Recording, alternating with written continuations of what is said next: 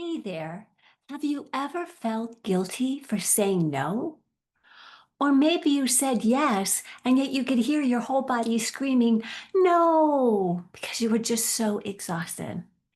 Well, either way, this video is for you because we're going to be talking about setting boundaries, or as I like to refer to it as how to say no with soul. For those of you that don't know me, my name is Catherine Walters, and I'm a soul alignment specialist. And I help educators who feel burned out or like they've reached the ceiling in education rekindle their passion and discover what's next for them that really lights them up, whether that's inside or outside of education. So, the thing about boundaries and saying no is that educators are wired to give. You give because you care, you give support, you listen, you give encouragement.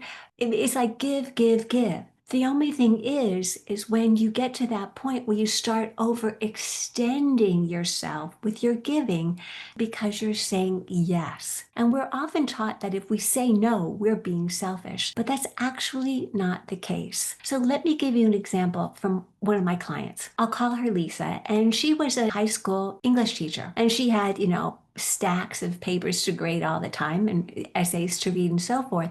But she also was a mentor to new teachers. She was the faculty advisor for the student newspaper, and she was also on a list of committees. And word through the grapevine was that there was a new committee being formed, and she just knew she was going to be asked. But the thing is, when we worked together, she began to realize that her saying yes to all these different duties was really because if she said no, she felt guilty. And she just really had a hard time living with herself. What we did is we helped her to see some of those times she wasn't in alignment with her own self and her own body when she said yes. And that no was saying yes to herself. And so I helped her come up with a phrase, which is something like, thank you for thinking of me. I appreciate it. And yet I need to honor my time right now, or I need to honor my body right now. Something to that effect. So sure enough, she was invited to that committee and she was shaking in her boots, she told me later. But she did use the phrase that we practiced in our session. It became a no. She texted me and said, I did it, and multiple exclamation points. And I was so proud of her and so excited for her because that was the beginning of saying no for her and really meaning it and not feeling guilty. So let's talk about my favorite three ways how I learned to say no and say no with soul. How do you do that? Well, the first thing is we have this automatic reflex of when someone asks us to say, oh, yes, and it's unconscious. We don't even think about it. And so my suggestion, my number one tip is pause.